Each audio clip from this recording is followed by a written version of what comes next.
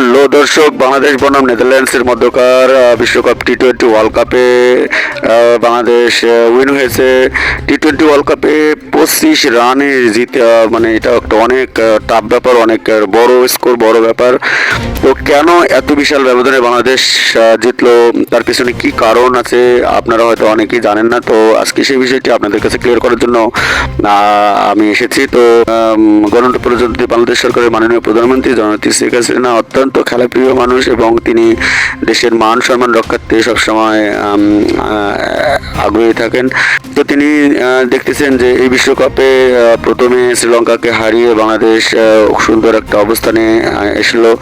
আসার পর দ্বিতীয় ম্যাচে সাউথ আফ্রিকার সাথে বাংলাদেশ খেলার পর তিনি এসে তহিদ ডোবাতে বাংলাদেশ এখন এমন অবস্থায় পড়ে গেছে যে এই ম্যাচ না জিতলেই নয়। এমন অবস্থায় মাননীয় প্রধানমন্ত্রী জননেত্রী শেখ হাসিনা পাপন সাহেবকে ফোন করে বলে এলো যে আপনি দলকে জেতানোর ব্যবস্থা করেন, না হয়তো বিষয়টা ভালো হবে না। আমরা অবশ্যই সুপার এইটে উঠতে চাই এবং সেখান থেকে ক্রমান্বয়ে আমরা ফাইনালও খেলতে চাই।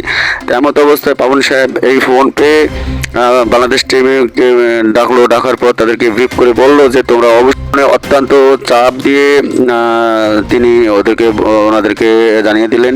তো ওনারা এই চাপটি নিয়ে খুব দক্ষতার সহিত সুন্দরভাবে তারা এই ম্যাচটিকে বের করে নিয়ে আসছে। তো আগামী যে ম্যাচ আছে সে ম্যাচটা হবে নেপালের সঙ্গে। তো এই ম্যাচ তো নেপালের সঙ্গে যেটা অত্যন্ত সহজ হবে। তো আমরা এখন মোটামুটি বলতে পারি যে আমরা সুপার এইটের কাছাকাছি এসে গেছি। তো নেদারল্যান্ডসকে হারিয়ে আমরা এখন নেপালকে যদি হারাইতে পারি তো কনফার্ম হয়ে যাব যে আমরা সুপার এইটের খেলোয়াড় দল। তো দর্শক, এরকম চাপের মাধ্যমে বাংলাদেশ বারবার জিতুক সেটা যদি আপনারা চেয়ে থাকেন তো অবশ্যই কমেন্টে আমাকে জানাবেন। তো thanks for watching this video, thank you.